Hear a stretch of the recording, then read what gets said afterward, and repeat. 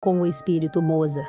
Ignoramos onde e quando se realizaram, desconhecemos o interpelante e o médium. Somos, pois, completamente estranhos a tudo isso.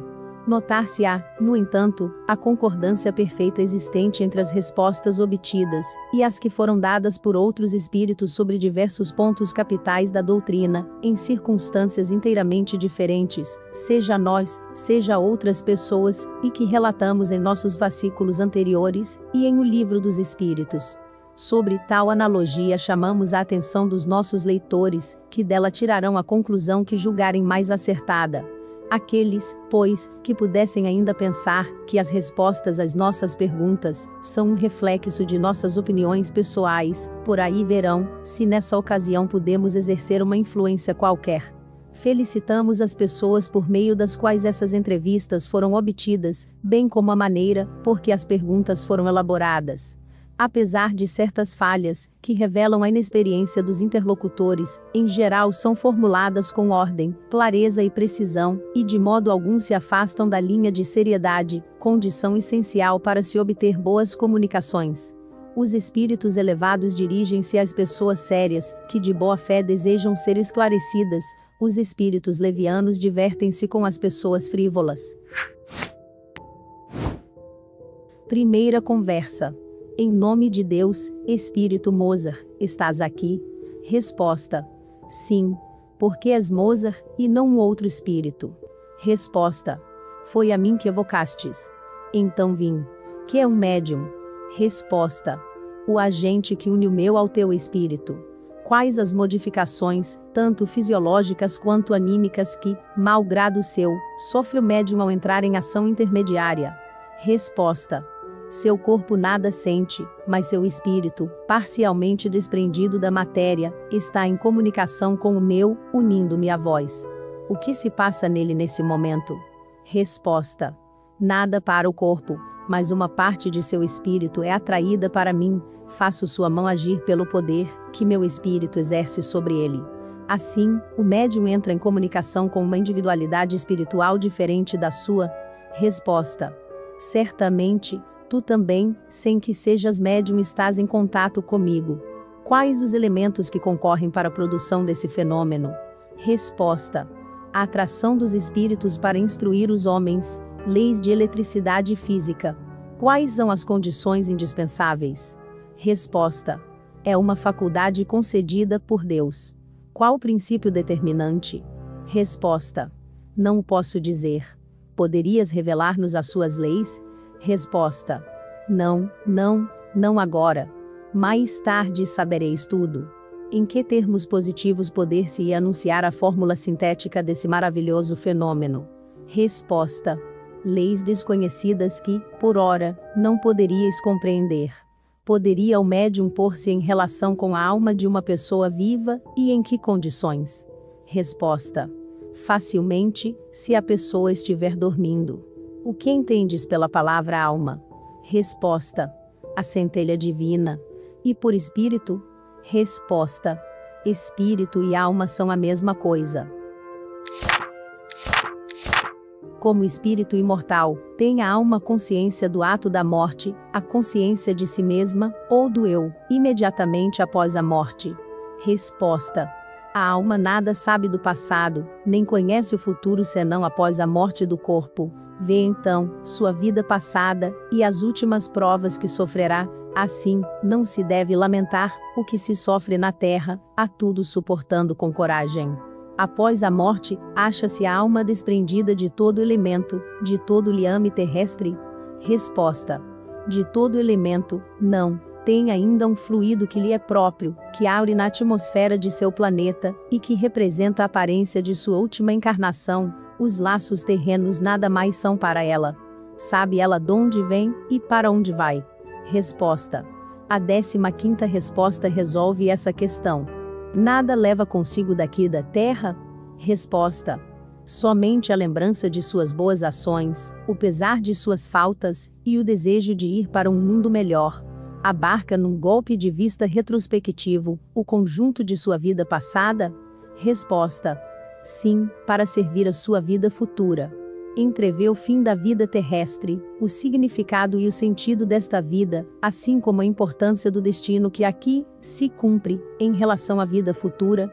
Resposta: sim, compreende a necessidade de depuração para chegar ao infinito, quer purificar-se para alcançar os mundos bem-aventurados. Sou feliz, porém, ainda não me encontro nos mundos, onde se desfruta da visão de Deus.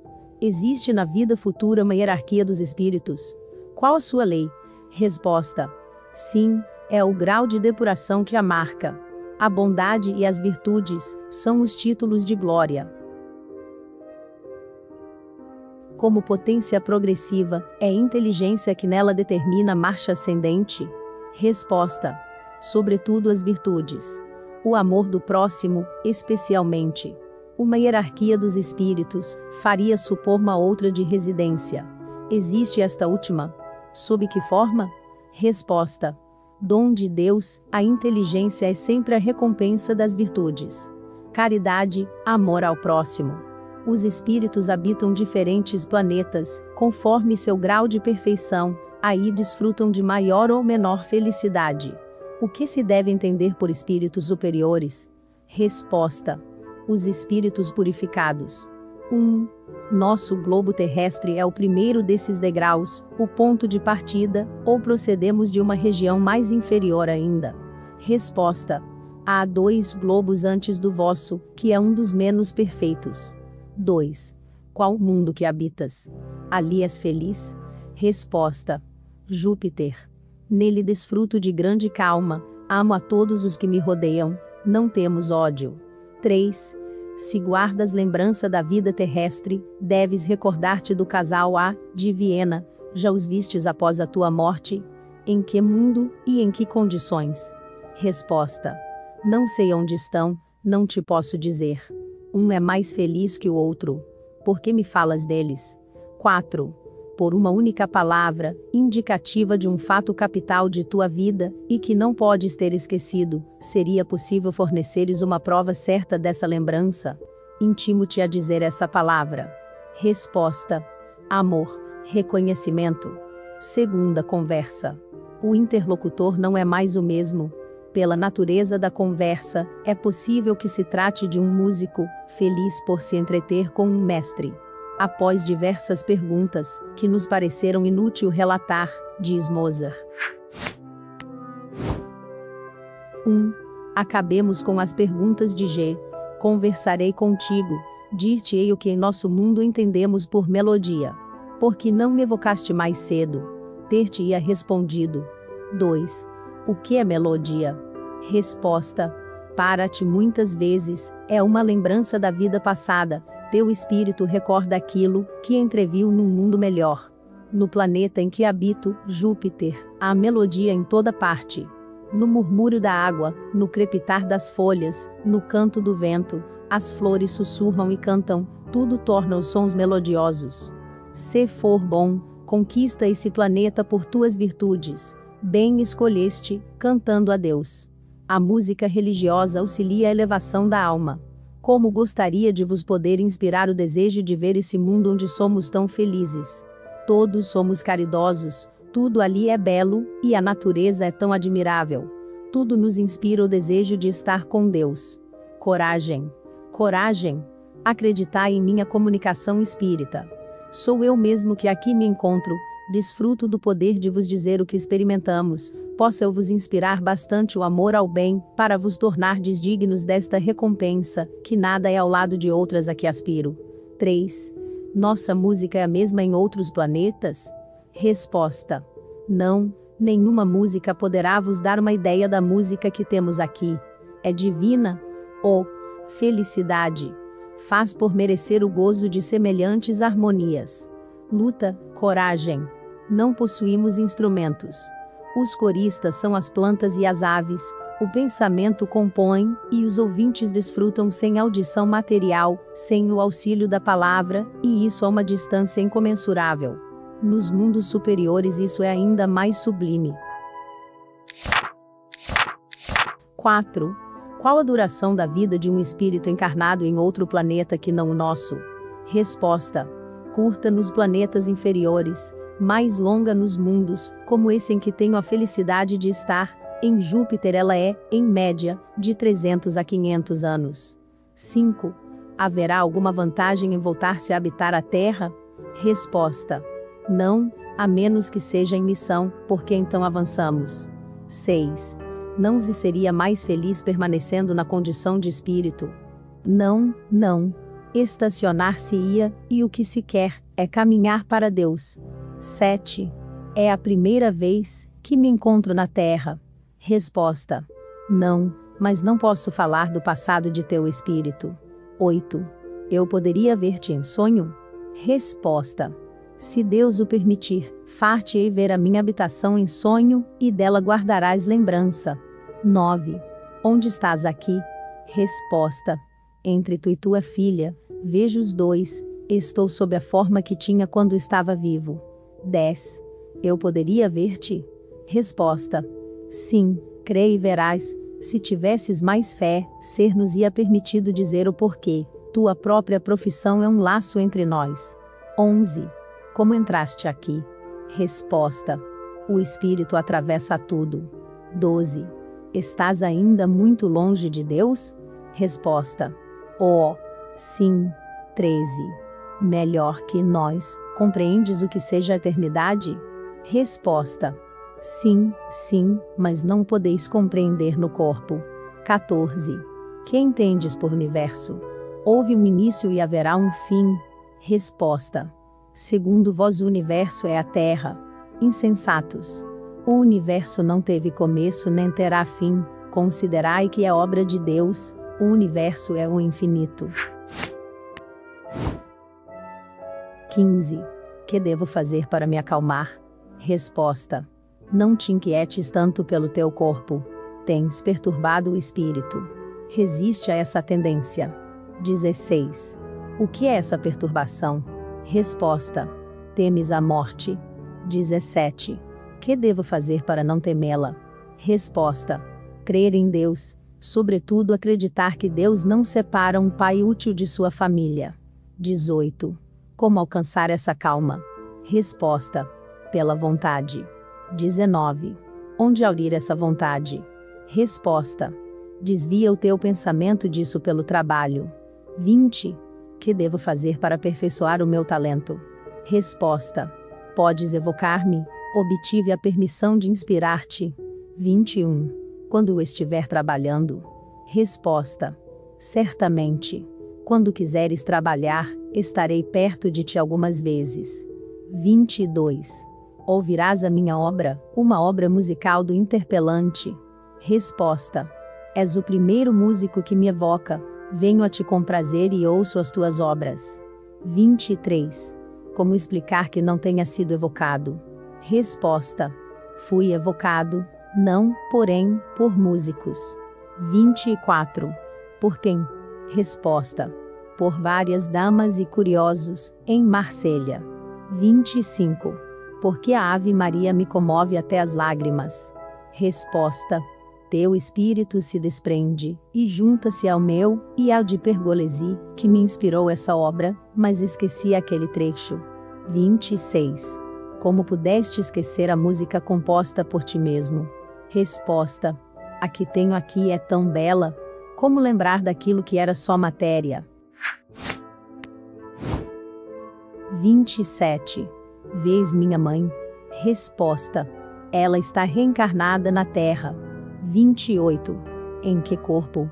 Resposta: nada posso dizer a propósito. 29. E meu pai? Resposta: está errante para auxiliar no bem, fará a tua mãe progredir, reencarnarão juntos e serão felizes. 30. Ele me vem ver. Resposta: muitas vezes, a ele deves teus impulsos caritativos. 31. Foi minha mãe quem pediu para reencarnar-se? Resposta: sim, tinha grande vontade de elevar-se por uma nova prova e adentrar num mundo superior à Terra. Já deu um passo imenso nesse sentido. 32. Que queres dizer com isso? Resposta: ela resistiu a todas as tentações, Sua vida na terra foi sublime, comparada com seu passado, que foi o de um espírito inferior. Assim, já galgou alguns degraus. 33. Havia escolhido então uma prova acima de suas forças? Resposta: sim, foi isso. 34. Quando sonho que a vejo, é ela própria que aparece? Resposta: sim, sim. 35. Se tivessem evocado Bichat no dia da inauguração de sua estátua, teria ele respondido? Estaria lá? Resposta: ele estava lá, e eu também. 36. Por que também estavas lá? Resposta: pela mesma razão que vários outros espíritos, que desfrutam o bem, e se sentem felizes por ver, que glorificais os que se ocupam da humanidade sofredora. 37. Obrigado, Mozart, a Deus. Resposta: crede, crede, estou aqui, sou feliz, crede que há mundos acima do vosso, crede em Deus, evocai-me mais frequentemente, e em companhia de músicos, ficarei feliz em vos instruir, e em contribuir para a vossa melhoria, e em vos ajudar a subir para Deus. O Espírito e os Herdeiros. De Haia, na Holanda, um de nossos assinantes comunica-nos o seguinte fato, ocorrido num círculo de amigos que se ocupavam com as manifestações espíritas. Isso prova uma vez mais, diz ele, e sem nenhuma contestação possível, a existência de um elemento inteligente e invisível, agindo individual e diretamente sobre nós. Os espíritos se anunciam pelo movimento de pesadas mesas, e pelas pancadas que desferem. Pergunta-se-lhes os nomes. Finado Sr. M. e Sra. G., muito afortunados durante a existência, o marido, de quem provinha a fortuna, não tendo filhos, deserdou seus parentes próximos em favor da família da esposa, morta pouco tempo antes dele. Entre as 9 pessoas presentes à sessão, encontravam-se 2 damas deserdadas, bem como o marido de uma delas. O Sr. G. fora sempre um pobre diabo, e o mais humilde servidor de sua esposa. Após a morte desta, sua família instalou-se em sua casa para cuidar dele. O testamento foi feito com o atestado de um médico, declarando que o moribundo gozava da plenitude de suas faculdades mentais. O marido da dama deserdada, que designaremos sob a inicial R, usou da palavra nestes termos: como ousais apresentar-vos aqui depois do escandaloso testamento que fizestes? A seguir, exaltando-se cada vez mais, acabou por lhe dizer injúrias. A mesa então, deu um salto e atirou a lâmpada com força na cabeça do interlocutor. Este lhe pediu desculpas por aquele primeiro impulso de cólera, e aquela perguntou-lhes o que vinham fazer ali. Resposta: viemos prestar conta das razões de nossa conduta. As respostas eram dadas por meio de pancadas indicando as letras do alfabeto. Conhecendo a inépcia do marido, o Sr. R. disse-lhe bruscamente que ele devia retirar-se, e que só ouviria a esposa. Então o espírito desta disse que a Sra. R. e sua irmã eram bastante ricas, e poderiam passar muito bem sem a sua parte na herança. Que alguns eram maus, e que outros, enfim, deveriam sofrer essa prova. Que por tais razões aquela fortuna melhor convinha à sua própria família. O Sr. M. não se deu por satisfeito com essas explicações, e manifestou sua cólera em reprimendas injuriosas. A mesa então, agitou-se violentamente, empinou-se, bateu fortes pancadas no assoalho, e atirou mais uma vez a lâmpada sobre o Sr. R. Após acalmar-se, o espírito tentou convencer que, desde sua morte, tinha sido informado de que o testamento fora ditado por um espírito superior. O Sr. R. e suas senhoras, não mais desejando prosseguir em uma contestação inútil, ofereceu-lhe sincero perdão. Logo a mesa se levantou para o lado do Sr. R. e desceu suavemente contra o seu peito, como se quisesse abraçá-lo. As 2 senhoras receberam o mesmo gesto de gratidão. A mesa tinha uma vibração muito pronunciada. Serenados os ânimos, o espírito lamentou a herdeira atual, dizendo que acabaria por tornar-se louca. O Sr. R. o censurou também, mas afetuosamente, por não haver feito bem durante a vida, quando possuía tão grande fortuna, acrescentando que ela não era lamentada por ninguém. Sim, respondeu o espírito, há uma pobre viúva que mora na rua, Ainda pensa em mim com frequência, porque algumas vezes lhe dei alimento, roupa e aquecimento. Não havendo o espírito dado o nome dessa pobre mulher, um dos assistentes foi à sua procura, e a encontrou no endereço indicado. E, o que não é menos digno de nota é que, depois da morte da senhora G, a viúva havia mudado de domicílio.